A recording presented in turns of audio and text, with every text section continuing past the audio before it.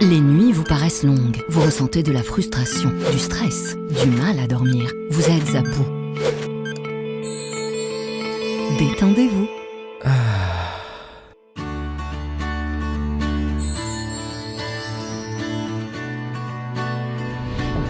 Réduction du temps d'endormissement, diminution des réveils nocturnes, relaxation. Une bonne nuit, ce n'est plus un rêve. Ce produit est un complément alimentaire sans dépendance disponible en pharmacie. N'hésitez pas à demander conseil à votre pharmacien. Mérinal, notre priorité, la qualité.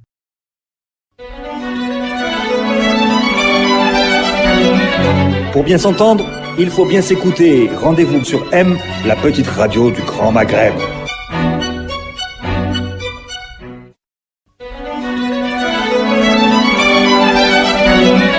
Pour bien s'entendre, il faut bien s'écouter. Rendez-vous sur M, la petite radio du Grand Maghreb.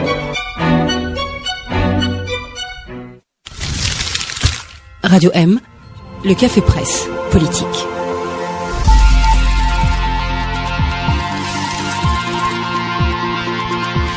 Bonsoir à tous, bienvenue au Café Presse Politique, le CPP. Nous sommes en direct sur Radio M comme chaque mercredi, l'horaire qui va changer pour le mois de Ramadan puisqu'on vous donne rendez-vous pendant Ramadan, mercredi à partir de 17h en direct sur Radio M. Bonsoir à nos invités, Akram Khalif, bonsoir. Bonsoir. Day Khadridi, bonsoir. Bonsoir. Ihsan Qadi, bonsoir. Bonsoir. Ramani Grachen, bonsoir. Hassan Mouali sera avec nous dans la deuxième partie du Café Presse Politique. On n'échappe pas à la règle, la question, la même. Elle est posée chaque mercredi. Akram, qu'est-ce qui vous a marqué cette semaine ? Bon, tout d'abord, j'aimerais souhaiter un bon Ramadan aux Algériens et à tous nos auditeurs. Concernant l'image de la semaine, pour moi, ça a été la reprise des activités des retraités de l'armée qui ont bloqué l'autoroute Est-Ouest pendant plusieurs heures et qui ont dû affronter les gendarmes de manière très violente. Il y a eu beaucoup d'arrestations. Donc voilà. Et c'était quel jour ? C'était avant-hier. C'était avant-hier. Mais c'est passé un peu inaperçu par rapport c'était hier, à d'autres... par rapport aux résidents notamment.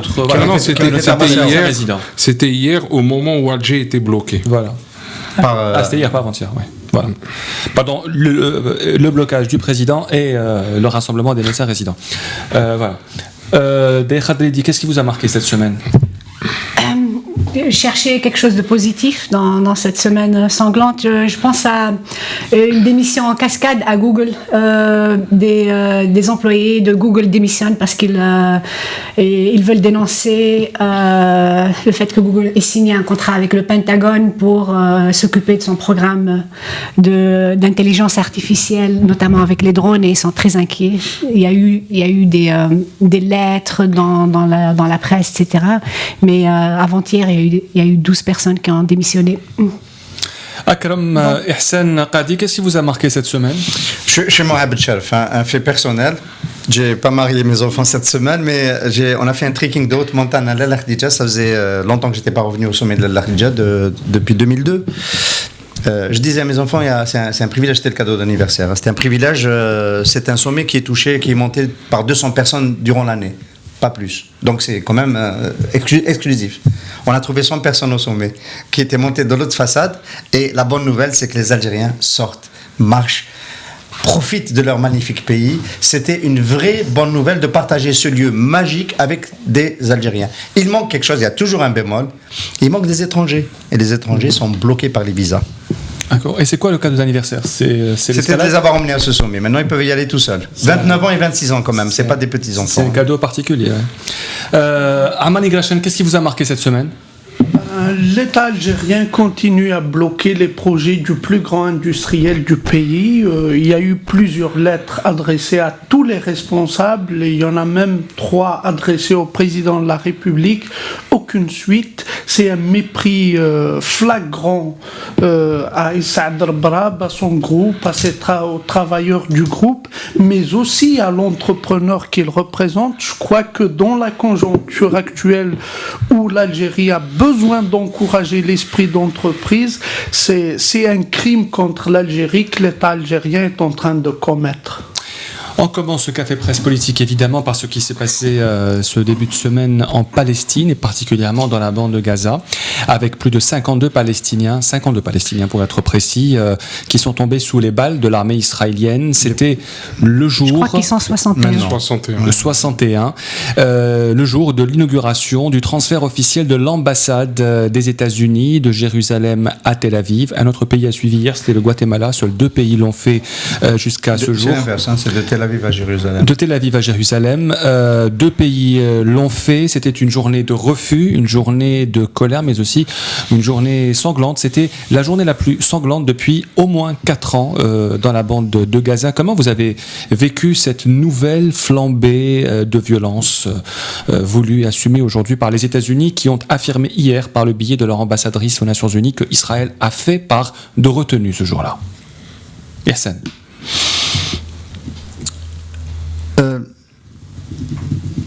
C'est très dur. C'est très dur à voir, c'est très dur à subir. Moi, c'est simple. Ça m'a un peu tétanisé. J'ai réagi rien du tout. Je crois que j'ai pas tweeté pendant 48 heures. Les fois où j'ai tweeté, c'était uniquement sur ce sujet.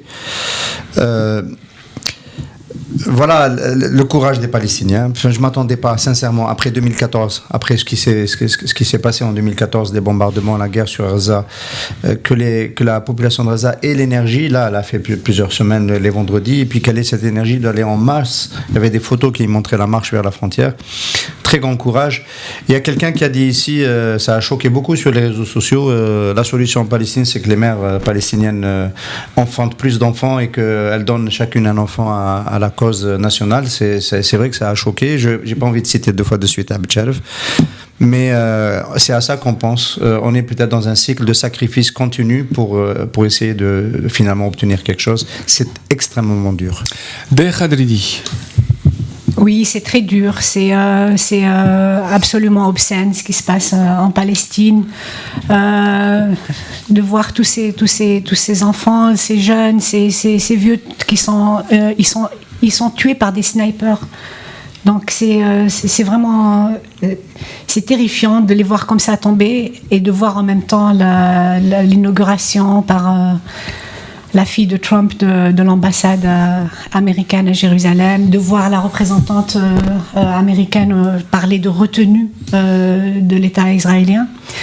Et aussi, pour aller dans le sens de ce que dit Ersan, c'est-à-dire les Palestiniens, non seulement ils meurent, mais ils résistent tous les jours. Et il y a un livre qui vient de sortir qui est aujourd'hui d'ailleurs sur toutes les chaînes alternatives des médias américains, et c'est Norman Finkelstein sur la cage de Gaza, qui demande aux Palestiniens d'essayer de sortir coûte que coûte, de faire leur possible pour de sortir de cette cage.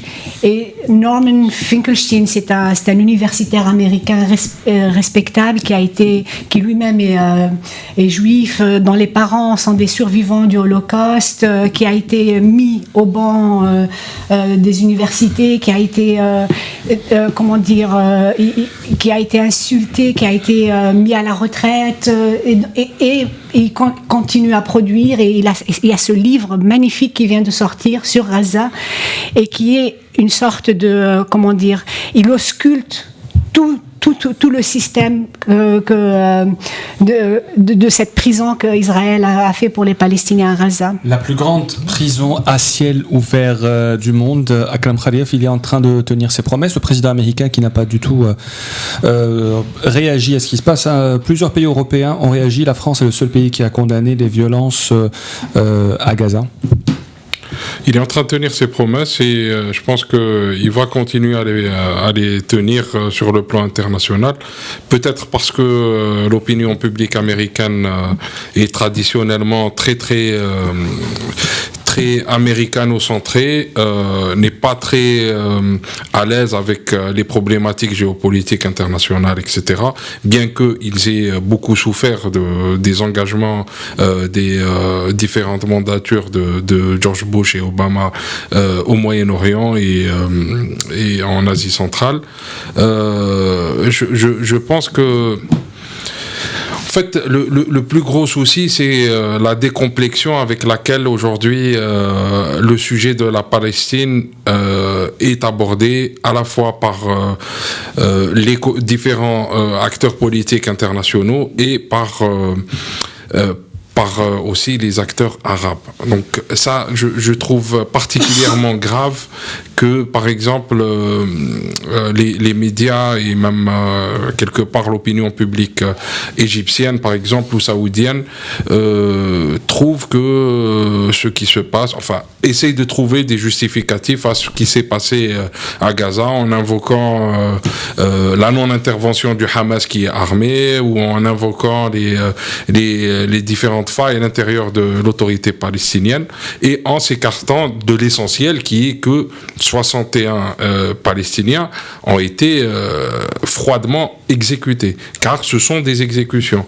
Quand on envoie des drones qui bombardent des manifestants avec des gaz mortels, ils ont tué des enfants, il y a intention de tuer. Et nous ne sommes pas dans une configuration anti-émeute, car c'est une émeute, ce sont des affrontements, effectivement, on peut le dire comme ça. Israël apporte une réponse militaire à une émeute civile.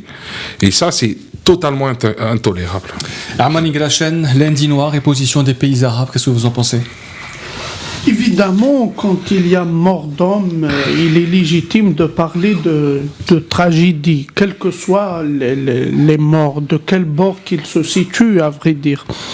Mais Hassan a dit que certains souhaiteraient que les femmes palestiniennes enfantent plus pour donner des enfants à la cause.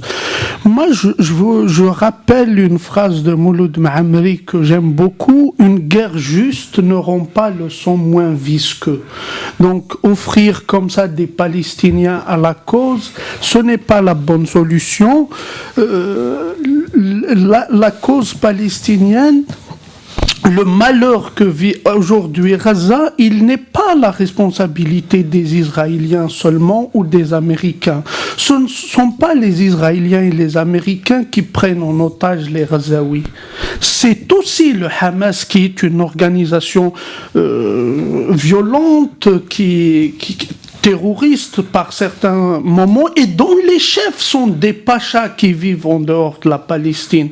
Donc il y a un certain embourgeoisement des dirigeants de la résistance palestinienne qui sont complètement déconnectés des réalités du terrain et qui continuent à alimenter à travers des discours absolument irresponsables cette cause indépendantiste palestinienne, mais ça n'a aucun sens.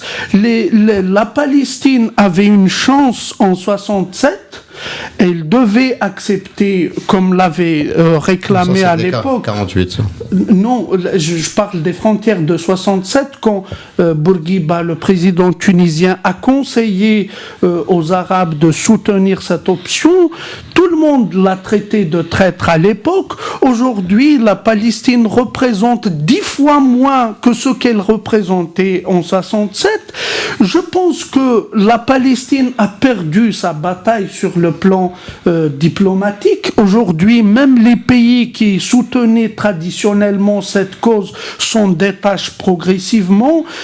Et il y a à peine quelques-uns qui en font davantage des positions, qui la soutiennent davantage sous forme de positions de principe que d'une façon effective sur le terrain. Aujourd'hui, la solution, c'est même la solution de 2 États qui est mise en mal. Et elle est quasiment inenvisageable, cette question.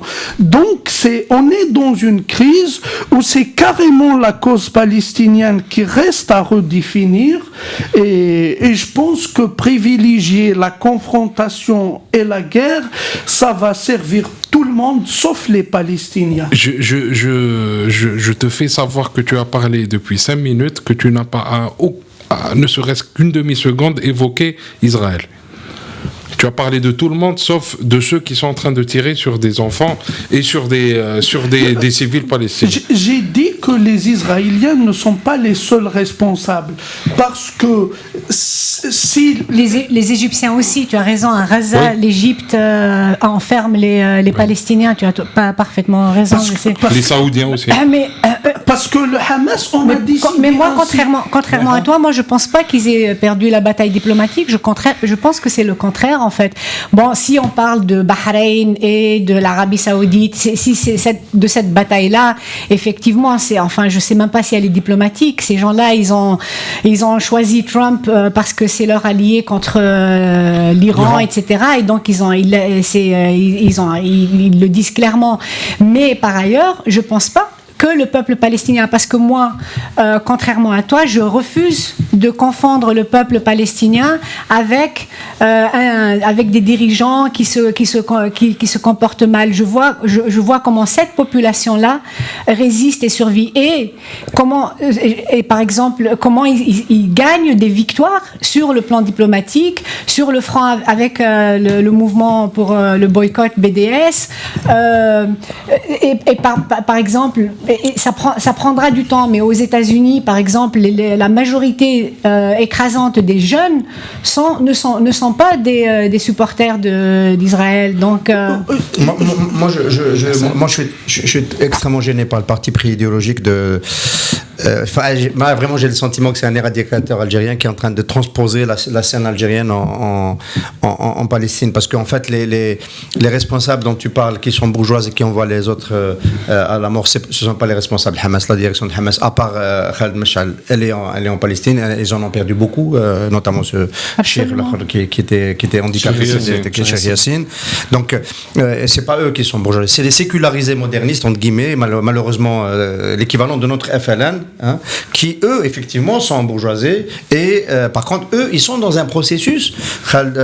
Saïd Jafar en a beaucoup parlé il y a 2 numéros du CPP moi j'étais pour le processus d'Oslo. C'est de la négociation, c'est autre chose que de la confrontation, c'est ce que tu dis.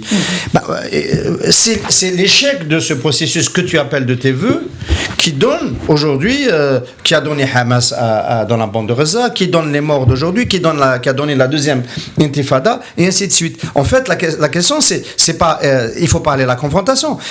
Aujourd'hui, on est resté trop longtemps dans la non-confrontation. Après, quand on va dans la confrontation, la question qui se pose, et qui est la question d'aujourd'hui, on est au Café Presse Politique, on la pose.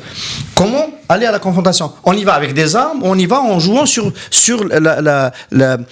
attirer le soutien de l'opinion mondiale. Quand tu as des gens, il y a 2 options, l'intifada sans armes. Les deux, ou les deux, oui, la question peut aussi se poser comme ça. De manière générale, aujourd'hui, on peut dire que la lutte armée est passée de mode, elle est pas contemporaine. Ça, c'est ce qui se dit. Les dominants, ceux qui produisent la pensée dominante, nous ont convaincus. Les Basques viennent de déposer les armes. La guérilla cubaine, la guérilla colombienne vient de signer un accord. Le TA, Polisario ne fait plus le coup de feu. C'est dans notre zone. On dit c'est pas moderne, c'est pas comme ça. Il faut négocier. C'est ça qui est dominant. C'est ce que tu dis qui domine le monde aujourd'hui. Et la question que moi je veux poser, c'est est-ce que c'est vrai? Je n'ai pas de réponse. Les réponses peuvent être différenciées selon les situations, les terrains, etc. Est-ce que c'est vrai? Nous, on vient d'une tradition où on sait que c'est pas vrai. Bon, mais c'est nous. C'est une autre histoire. Nous, la guerre de libération nationale, le recours à l'armement, qui était aussi le résultat d'un long processus, comme celui que tu décris, qui était celui de Farhad Abbas. Si tu veux, ce processus-là, il a échoué. On est en mai. Il a échoué en 1945. Donc voilà. Moi, je pense que c'est ce que tu viens de dire est très dur pour les Palestiniens, parce qu'ils ont tenté la négociation et ils n'ont pas réussi. Daïcha, une question pour Daïcha et pour Akram. La réaction des pays arabes, on la connaît. Elle est un peu plus tranchante depuis l'arrivée de Mohammed Ben Salman comme prince héritier, liée à ses relations très importantes avec le président américain Donald Trump. Ils sont alliés aujourd'hui, selon vous, ces deux-là contre la cause palestinienne? Bon, c'est clair, mais est-ce qu'on peut parler d'une véritable alliance anti-palestinienne aujourd'hui, puisque Mohammed Ben Salman a vraiment dit ils n'ont qu'à négocier? Oui, le Bahreïn, il a vraiment dit. Oui, et le Bahreïn, et le Bahreïn a été le premier à s'exprimer qui est un allié de l'Arabie Saoudite et qui a l'une des bases militaires les plus importantes des États-Unis sur son sol, que Israël avait le droit légitime de se défendre. Je veux dire, que veut-on en savoir de plus? Mais moi, franchement, j'ai l'impression qu'on utilise toujours ces gens-là, les Arabes qui font rien, la Ligue arabe, etc., pour un peu s'en foutre de la Palestine. Mais les Palestiniens, ce sont les premiers à s'en foutre complètement des Saoudiens, des Arabes, de la Ligue, etc. Et même de leurs leaders qui se battent pas avec eux. Et ils survivent, ils se battent comme ils peuvent. Et c'est à nous de trouver des moyens d'être solidaires avec eux, de pas être épuisés, il faut pas que ça se banalise ce qui arrive en Palestine. Et quand on n'en peut plus, il y a toujours des gens. Moi personnellement, c'est ce que je fais, auquel j'essaye de voir que font ces lumières de l'humanité. Et je pense à cet homme qui s'appelle Norman Finkelstein et qui vient de sortir ce livre.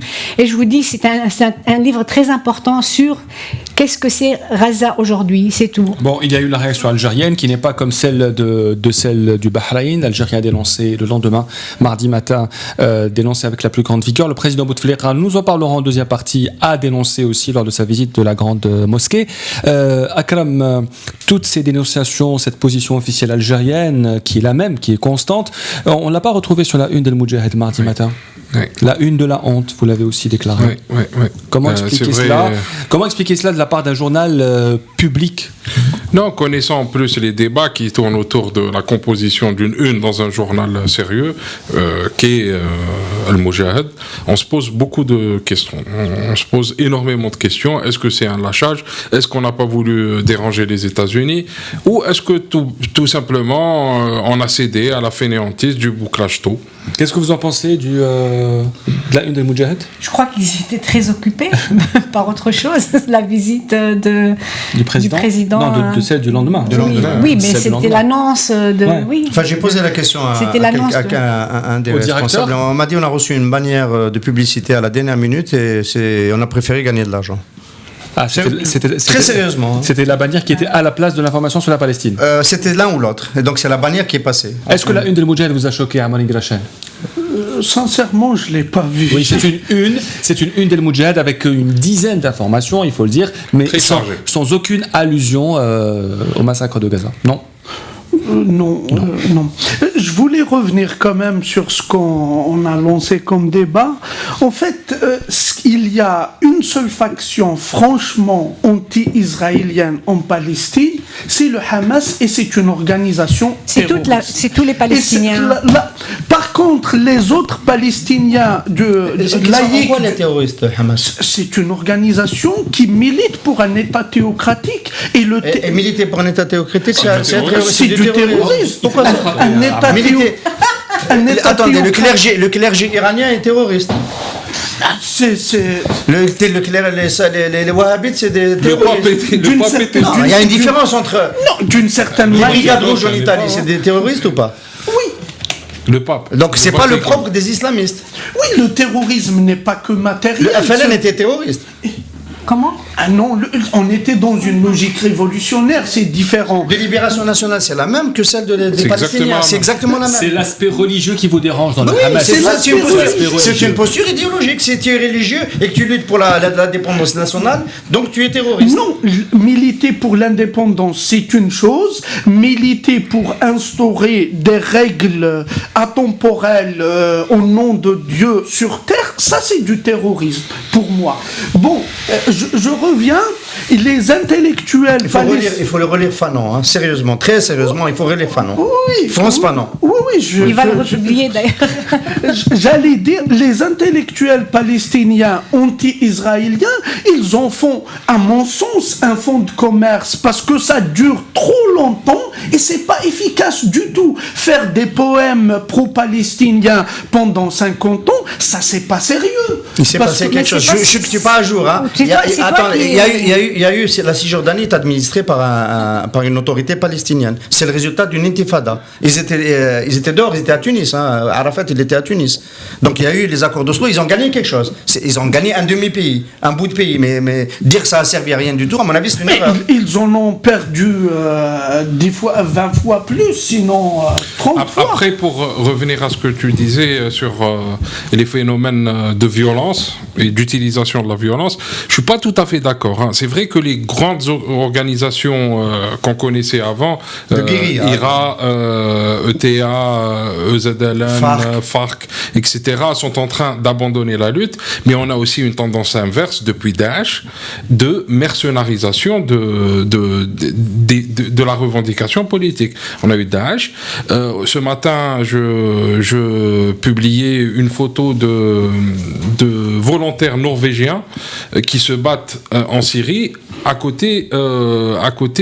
côtés des Russes. Contre Daesh. On a vu beaucoup d'Européens qui se battent à la fois avec Daesh ou aux côtés des Kurdes. Donc c'est un phénomène, aujourd'hui la violence s'exprime. Les gens, il y a énormément de personnes, que ce soit dans le monde occidental ou dans les autres endroits de la Terre, qui sont prêtes à aller se battre pour des causes. On le voit, il y a aussi des causes qui fédèrent, et ça ne m'étonnerait pas de revoir un mouvement, enfin l'émergence d'un mouvement du genre FPLP qui était transhumaniste, qui regroupait des Japonais, qui regroupait beaucoup de nationalités en son sein, revenir et reprendre les armes pour la Palestine. Deher Khadridi, pour revenir à la position des États-Unis, donc tout a commencé le 6 décembre dernier quand le président Trump avait annoncé le transfert de l'ambassade de Tel Aviv à Jérusalem. On avait dit que ça pouvait prendre 2 ans. Finalement, ça s'est fait très rapidement, exprès. Le président américain était même annoncé à Jérusalem ce 14 mai. Finalement, il n'a pas pu se rendre et il a délégué sa fille. Est-ce que vous pensez que cela peut avoir un impact aujourd'hui sur la politique interne américaine? Est-ce que ça peut l'aider pour une réélection ou est-ce que ça va le desservir? Et le soutien à Israël, c'est un soutien inconditionnel aussi bien des républicains que des démocrates. Mais là, en fait, ce qu'il a fait avec la décision de transférer l'ambassade à Jérusalem a en fait créé une levée de bouclier assez curieuse aux États-Unis. Il y a des sénateurs démocrates qui s'opposent à ça, qui commencent à critiquer, etc. Je ne pense pas que ça soit une décision populaire au niveau des Américains plus qu'une autre. C'est pas ce qui se passe en Israël. Ça sera populaire avec la frange ultra-sioniste, etc. C'est clair. Et ceux-là, ce sont ces bailleurs de fonds. Hein. C'est le gars qui a tous les casinos, qui est un milliardaire et qui lui a dit il faut que tu mettes l'ambassade à Jérusalem, et il l'a payé. Donc Trump il a pris les 25 millions de dollars et il a mis l'ambassade à Jérusalem. Donc je ne pense pas que ce soit une décision qui a été faite pour sa réélection. Pas du tout. Des décisions prises de cette manière. Oui, tout de même. Là, quand je vois, en septembre prochain, on fera les 17 ans du 9/11 de 2001. Ouais. Les Américains ont vu le ciel s'effondrer sur leur tête d'un coup. Et pendant très longtemps, ils se posaient la question pourquoi on nous a détestés autant au point de faire cela. C'est George Bush qui se posait la question. Pourquoi on nous a détestés? Ce qui m'étonne, c'est qu'on puisse aussi légèrement cesser de retenir la leçon de l'histoire, qui fait que on est quand même un peu comptable de ce que fait son administration, Absolument. Que ce que fait son armée à l'extérieur, de ce que provoquent les décisions politiques des États-Unis à l'extérieur. Et les Américains aujourd'hui, ils regardent ces images, s'ils ne se sentent pas directement concernés d'une façon ou d'une autre par la décision de leur président, il y a un problème. C'est pas si vieux que ça, 9/11. Et il y a aujourd'hui le risque d'une nouvelle génération. Les images, il y a le risque, c'est pour nous tous, d'une nouvelle génération de kamikazes. Les images, c'est pas sûr qu'ils les regardent. Ce ne sont pas des images du tout qui sont diffusées sur les grandes chaînes. Hier, par exemple, c'est intéressant. Mais, voilà, c'est hier, le New York Times avait des vrais correspondants à Gaza et ils ont fait un film sur ce qui se passe et c'était très bien fait et c'était à la une et moi j'étais choquée de voir ça à la une du New York Times, je n'en revenais pas, donc alors, je me suis c'était dit à la une du New York Times mais aujourd'hui les autres sont revenus et à la une du New York Times on nous parle de ces soldats, de ces pauvres soldats israéliens qui sont obligés de tirer sur les Palestiniens et de la douleur. Le même journal. Donc, évidemment. Saïd Jafari nous a manqué pour cette première partie. Il aurait été très bon. Il se serait peut-être énervé, mais vous l'avez un peu fait à sa place. Personne s'est énervé. Le Café Presse Politique revient dans un tout petit moment.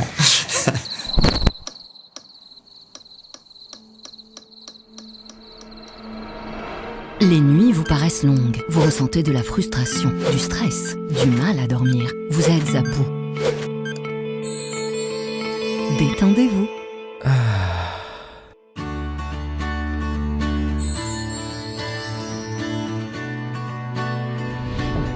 Réduction du temps d'endormissement, diminution des réveils nocturnes, relaxation. Une bonne nuit, ce n'est plus un rêve. Ce produit est un complément alimentaire sans dépendance disponible en pharmacie. N'hésitez pas à demander conseil à votre pharmacien. Mérinal, notre priorité, la qualité.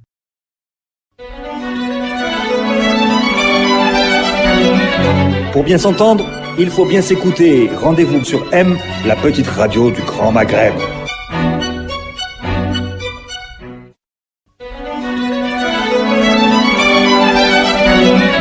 Pour bien s'entendre, il faut bien s'écouter. Rendez-vous sur M, la petite radio du Grand Maghreb.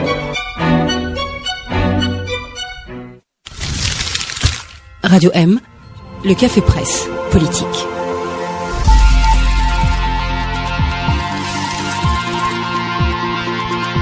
La deuxième partie du CPP a commencé. Bienvenue, nous sommes en direct sur Radio M et comme annoncé au début de l'émission, nous sommes rejoints par Hassan Mouali. Bonsoir. Bonsoir. Merci. Et on a même gardé Amar Ingrashen. Oui, Amar Ingrashen reste avec nous pour cette deuxième partie pour parler de politique nationale en Algérie, ce qui s'est passé notamment hier. Qu'est-ce qui s'est passé hier ? Le président s'est sorti dans l'Alger. Non, c'est surtout la ville qui était totalement bloquée pendant des heures. Ça a fait la deuxième une de Moudjahed. Je suis obsédé par le Moudjahed. Ça a fait de la deuxième une de Watan aussi. Hier, c'était des blocages pendant des heures dans Alger et sa périphérie. Comment vous avez trouvé le président de la République hier ? Ihsan Qadi. Je ne regarde plus le président de la République. J'évite les photos, les images. J'essaie d'éviter au maximum de les rencontrer. Seul le NTV était autorisé à accompagner le président. Aucune autre chaîne privée n'a été autorisée. Filmé de loin, comme vous l'avez constaté. Oui. Oui. Enfin, même moi, je regarde de très loin tout ça. Donné, non ? Pardon ? Il y a une chaîne privée qui a tout donné. Non, Nahar, j'ai vu qu'il... Nahar a filmé de loin, surtout sur les axes autoroutiers, mais il y avait une seule caméra qui accompagnait le président. Donc vous suivez aussi ça de loin. Akram, comment vous avez trouvé le président de la République ? Bon, j'ai vu très peu d'images. Il était filmé de loin. Bon, il était vivant. Il était dans le même état à peu près que les fois précédentes. C'est triste. Était-il en campagne électorale selon vous ? Armand Ingrashen. C'était pathétique. En plus, c'était pour... Donc c'est pas terroriste ? Oui, pas terroriste, mais terrorisant quand même. et puis c'était pour ouvrir une zaouia, une université de la connerie, quoi. Ça reste une confrérie musulmane qui a des millions d'adeptes en Algérie, dans le monde. Et les zaouias, c'est vraiment l'islamisme modéré aussi par rapport aux radicaux islamistes. Il n'y a pas d'islamisme modéré. L'islamisme est c'est des deux degrés qui dépendent davantage des circonstances. Du tout. Oui, absolument pas. C'est pour ça qu'elles sont dénoncées par les islamistes en fait. Hassan Mouali, campagne électorale du président de la République. C'est clair, c'est évident. Ce qui a attiré mon attention, c'est un petit peu dans tous les pays du monde, le président de la République quand il fait une une descente comme ça, entre guillemets, sur le terrain. Généralement, il inaugure des usines, des projets structurants pour le pays. Et nous, le président de la République, il a inauguré une zaouïa. Bon, j'ai beaucoup de respect pour les zaouïas, mais une zaouïa, une grande mosquée, ça ressemble plus à un pèlerinage qu'à une visite présidentielle. Donc, campagne électorale, maintenant, c'est quasiment évident. On a vu des petits gamins à qui on a fait porter des maillots portant l'effigie du 5e mandat. Donc, c'est évident que la campagne a commencé. Il y a l'USM Belabès qui a organisé une session et au terme duquel on a, je crois qu'avec Olido, et on a parlé du 5e mandat. Donc, il faut être aveugle pour ne pas voir qu'il y a vraiment la machine du 5e mandat est mise en branle. Mais pour revenir un petit peu à la santé du président, comme l'a dit Ammar, sincèrement, c'est triste. C'est le mot qui sait. Dire que le président allait très bien, non, il n'allait pas très bien. Il était très fatigué, il était absent, franchement, c'est à la limite presque choquant de voir un président de la République comme ça. Tu as par contre une symbolique qui est forte, qui est politique. Le fait d'avoir inauguré une zaouïa est un message très fort à la destination de l'opinion publique algérienne. Et c'est aussi un positionnement de la présidence algérienne vis-à-vis de la crise qui est en train de secouer aujourd'hui le courant salafiste en Algérie, le courant metrali en Algérie. Donc ce sont des messages qui s'adressent, qui en fait, moi je le vois comme étant une sorte de rappel à l'ordre de tous ces mouvements-là, pour dire que l'Algérie, c'est aussi l'Algérie tolère le salafisme, tolère le metralisme, mais c'est surtout des constantes religieuses nationales bien connues, etc., etc. Et donc c'est une sortie éminemment religieuse. Il a inauguré une zaouïa et il a visité la grande mosquée d'Alger. Donc c'est un rappel à destination du grand public que l'Algérie est un État, que la mandature de Bouteflika a aussi un caractère religieux. Akram, si tu permets, moi-même, j'ai beaucoup de respect pour les zaouïas. Moi-même, je suis issu d'une zaouïa, la Rahmania, mais sincèrement, qu'un président de la République aille inaugurer ou alors envoyer un message fort comme ça sur les zaouïas, j'allais dire, il n'a pas le droit de trancher ce débat. Chacun est libre de suivre le rythme qu'il veut. Non, mais on est dans l'État algérien n'a pas à assumer un mouvement des zaouïas ou salafistes ou quoi que ce soit. Nous sommes musulmans, après chacun est libre de... Mais nous sommes dans l'instrumentalisation de la religion depuis le premier mandat. Nous sommes...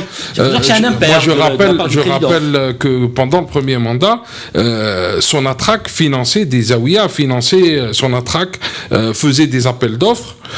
Son département HSE faisait des appels d'offres pour équiper des médersas coraniques de zaouïa en Algérie. Ce n'est pas normal. J'allais dire, certains trouvent que la promotion des zaouïas est une bonne chose parce que ça peut faire juguler un peu le salafisme, etc. Je vous rappelle l'Algérie a vécu sous le joug des zaouïas pendant plus de 10 siècles. Ça n'a absolument rien donné. On a préparé notre colonisabilité durant ces 10 siècles. Qu'est-ce qui a été produit depuis la chute de Grenade jusqu'à l'arrivée des Français en Algérie? Absolument rien. C'était le désert total. Donc, dire que les zaouïas peuvent apporter quelque chose d'intéressant au pays, je le regrette infiniment. La zaouïa, je le réitère, est une université de la connerie. Est-ce que la zaouïa, Ihsan, une question pour vous, est-ce que c'est pas un rempart contre l'islamisme ? Non, ça peut pas vraiment fonctionner comme un rempart contre l'islamisme. De mon point de vue, dire, comme le dit dans son style toujours très clivant à Malin Gresham, que la Zaouïa c'est une université de la connerie, c'est évidemment une connerie. Même si j'aime pas beaucoup utiliser cette expression parce que c'est un gros mot. Bon, en principe, on l'utilise pas sur le plateau, mais c'est pas grave. On n'en est pas à une près au CPP. Depuis la chute de Grenade, c'est un espace sociologique du village qui structure beaucoup d'activités. Bon, j'ai pas envie de dire que je suis aussi descendant d'une zaouïa, c'est la plus grande de Kabylie, c'est une Rahmania, Chrafa Bahloul. Je ne veux pas être adhéré à ce que fait la zaouïa de Chrafa Bahloul en tant qu'université. Je critique beaucoup de ces postures. Je suis un moderniste, je suis un sécularisé, mais je ne peux pas rejeter en bloc l'activité de ce que fait l'islam qu'a appelé Fanny Colonna, l'islam populaire, l'islam extatique, c'est-à-dire un islam qui est lié au terroir et qui organise les activités du terroir. Après que cela n'ait pas suffi à faire de nous une grande civilisation, il y avait encore les Zaouïas, il y avait déjà les Zaouïas sous les empires Al-Muhaddith et Mourabiton qui ont amené une partie de la Rahmaniya en Algérie. Donc ça peut fonctionner comme un empire régional. Mouhidoun, ils avaient l'Andalousie. Et ils étaient présents jusqu'à Tripoli. Donc, ça peut aussi, à un autre moment, ça obéit à d'autres mouvements. Donc, il faut être prudent avec ce genre de choses. Ce qui n'est pas normal, c'est qu'en 2018, je finis très vite sur ça, j'aimerais revenir dessus tout de suite après, si c'est possible, c'est que le grand mouvement populiste, nationaliste, qu'a été le PPA-FLN, ne puisse produire aujourd'hui comme idéologie que les Zaouïas. C'est ça qui me massacre, moi. C'est ça qui me fait très mal. Voilà. On a beaucoup spéculé au Café Presse Politique sur le 5e mandat. On a beaucoup analysé aussi avec Abed Chalef et Saïd Jafar. Est-ce qu'on y est aujourd'hui avec la visite d'hier? Est-ce qu'on peut dire que c'est vraiment le début de cette phase qui précède l'annonce d'une candidature? Je crois que c'est un étalage hier, la visite du président, le fait qu'ils l'ont fait monter jusqu'au, je crois que le minaret de la grande mosquée. C'est le message subliminal, c'est de dire que le président est là, il sera là en 2019. Donc, et puis toute la cour s'agite autour des ce qu'on appelle l'académie de la société civile, des clubs de foot qui sont mis à contribution. Je crois que les morceaux du puzzle commencent à se mettre en place. Et après, début de la rentrée scolaire ou avant la fin de l'année, il va l'annoncer. Si tout va bien. Je crois que c'est bien parti. Qui peut faire dérailler ce train, ce train fou, les résidents ou les appelés de l'armée? Non. Vous pensez qu'il y a des mouvements sociaux qui peuvent dérailler la candidature du président? Non, l'appareil administratif et politicard est trop bien structuré pour être sorti du jeu. D'autant plus qu'il n'y a pas d'initiative qui va contre ça. Et on sent que même au sein de l'opposition, y compris celle qui existe au sein du pouvoir, il y a une sorte de renonciation, une sorte d'attente de l'après-Bouteflika. Il faut dire que dans la colonne des actifs pour le 5e mandat, la remontée du cours du brut ces derniers mois est aussi un facteur qui consolide cette candidature. Il faut noter, on n'a pas eu le temps d'en parler, que la loi de finances complémentaire qui est en stand-by mais qui va revenir, j'imagine, sur la table, prévoit 500 milliards de dinars de dépenses supplémentaires, 500 milliards de dinars dont une partie est destinée au secteur où il y a des mouvements sociaux. Et donc on peut imaginer que même le trésor public va être mis à contribution pour essayer d'organiser les choses de la sorte. Oui, j'étais ce matin en entretien avec une source qui dit que l'armée serait contre un 5e mandat, mais qu'elle laisse Bouteflika décider. Comme on l'a dit en 2004 Oui, c'est-à-dire que c'est Bouteflika vraiment elle lui laisse le choix en lui disant nous on n'aimerait pas que tu te présentes. Par contre, il y a un candidat qui commence vraiment à tisser un consensus autour de lui, c'est le général Hamel, qui serait, selon les sources qu'on a eues, le candidat potentiel du clan Bouteflika. Hors de question que Ouihia soit parrainé par un quelconque clan du système. C'est ce qui se dit. Et par contre, il se peut qu'un militaire, un autre général de l'armée, fasse le contrepoids au général Hamel. C'est ce qui se dit. Est-ce que c'est vrai? On n'en sait rien. Mais dans tous les cas, si Bouteflika décide de briguer un 5e mandat, il l'aura. Est-ce que vous pensez que l'Algérie est prête à confier la présidence à un militaire après la période entre guillemets civile d'Abdelaziz Bouteflika, qui était le premier président civil de l'Algérie? Est-ce qu'on peut... Après Ben Bella. Oui. Yamin Zaroual était civil, il était retraité là. Oui, général major. Il se dit qu'on a vu qu'avec un civil, ça ne peut pas marcher. Regardez ce qui s'est passé avec Bouteflika. Pourquoi et puis, ça peut pas marcher? Une partie des Algériens qui considèrent que le bilan de Bouteflika est bon. Hein. Attention, il faut obligé d'en tenir compte. Dit qu'il est mauvais. Non. Voilà. Non, parce que les bilans, c'est dans la durée. C'est après qu'on se rend compte si une Boumediene, on réévalue à 10 ans par 10 ans.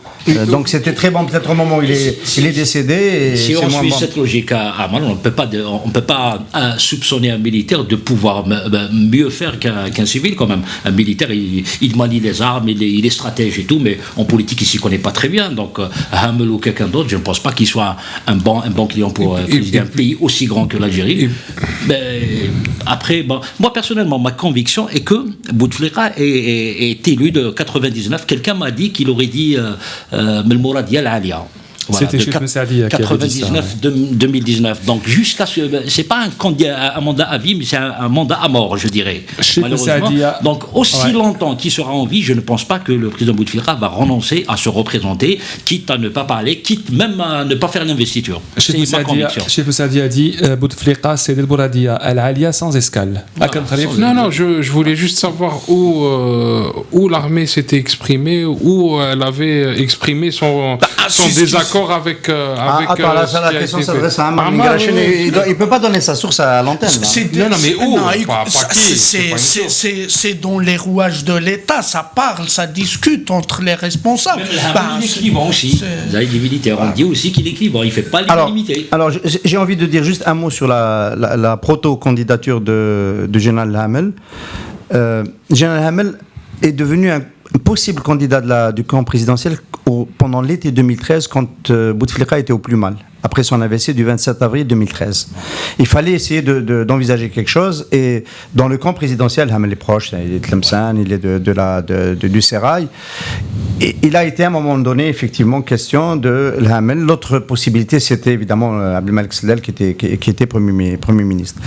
Mais c'est vrai que c'est Hamel qui tenait la corde. Il se posait le problème quand même de l'acceptation du chef d'état-major. Parce que si c'est un militaire ou un ex-militaire qui se présente, il est encore en fonction. Il est toujours en fonction. Donc il y a le problème de la hiérarchie militaire, et on peut imaginer que quelqu'un comme Gaël Salah ne peut pas accepter ça. Et Gaël Salah dans tout ça, c'est la question. Elle est destinée évidemment à Kalam Khalif. Comme ça, parce que par hasard. Je ne l'ai pas rencontré. Non, mais l'armée prétend pour sûr d'être celle qui va désigner le candidat, ou bien d'avoir son mot à dire sur la désignation du prochain candidat. Mais je vois très mal un militaire se présenter ou être mis en avant. Même eux ne veulent pas. Ils ne veulent pas assumer ça publiquement ou devant l'opinion publique internationale. Bon, moi, je résiste pas à la tentation de faire un petit parallèle avec... on est en contexte autocratique. Hein. On est en Algérie, on est en contexte autocratique. Souvent, la comparaison se fait avec la Russie, rente pétrolière, régime autocratique, surtout la Russie, à cause des revenus pétroliers. Et j'ai vu une vidéo, je ne sais pas si vous l'avez vue, sur YouTube, de la cérémonie d'investiture de Vladimir Poutine. Juste une séquence de 3 minutes en plan séquence interminable. Il part de son bureau au Kremlin, il met sa veste, il sort, il salue son aide de camp, et il traverse des centaines de mètres avec son pas, sa stature, etc., jusqu'à la voiture. Il va vers la cérémonie. C'est ça qui est filmé. Ça permet de montrer le Kremlin, la puissance de l'Empire, l'escalier impérial et monumental, la sortie, etc. Il a un discours. Poutine, il porte un discours nationaliste, la reconquête, ils ont inauguré le pont vers la Crimée qu'ils ont annexé il y a à peine 3 ans, il y a un pont le plus grand d'Europe. Voilà. On peut ne pas aimer. Moi, j'aime pas le projet autoritaire. J'aime pas. Moi, je suis pour la démocratie, je suis pour le respect. Mais il y a un projet, il porte quelque chose, il est élu pour cela. Il est aimé. Qu'est-ce que c'est le projet des amis d'Abdelaziz Bouteflika? Parce que lui, il dit plus rien. Qu'est-ce que c'est leur projet? Qu'est-ce que c'est? C'est quelques dinars de plus dans la loi de finances? C'est gagner du temps?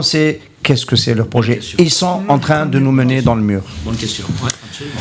Eh bien, merci à vous tous. Et avec ces mots qu'on termine le dernier café presse politique avant le mois de Ramadan. Merci Beher Khadridi, merci Hassan Mouali, Amal Ingrachen, Akram Khalif et Ihsan Qadi. On vous souhaite bon Ramadan à tous, aussi à Abed Sharaf et Saïd Jafel qui nous entendent et qui seront les bienvenus, je l'espère, avec nous à partir du prochain café presse politique pendant le mois de Ramadan. Ce sera mercredi à partir de 17h en direct sur Radio M. À la semaine prochaine.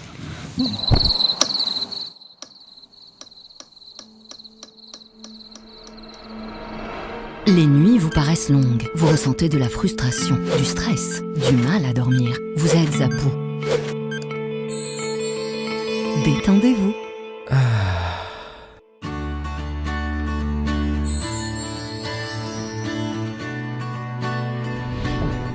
réduction du temps d'endormissement, diminution des réveils nocturnes, relaxation. Une bonne nuit, ce n'est plus un rêve. Ce produit est un complément alimentaire sans dépendance disponible en pharmacie. N'hésitez pas à demander conseil à votre pharmacien. Mérinal, notre priorité, la qualité.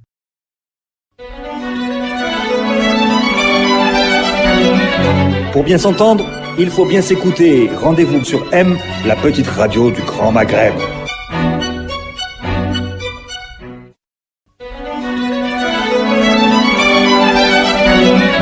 Pour bien s'entendre, il faut bien s'écouter. Rendez-vous sur M, la petite radio du Grand Maghreb.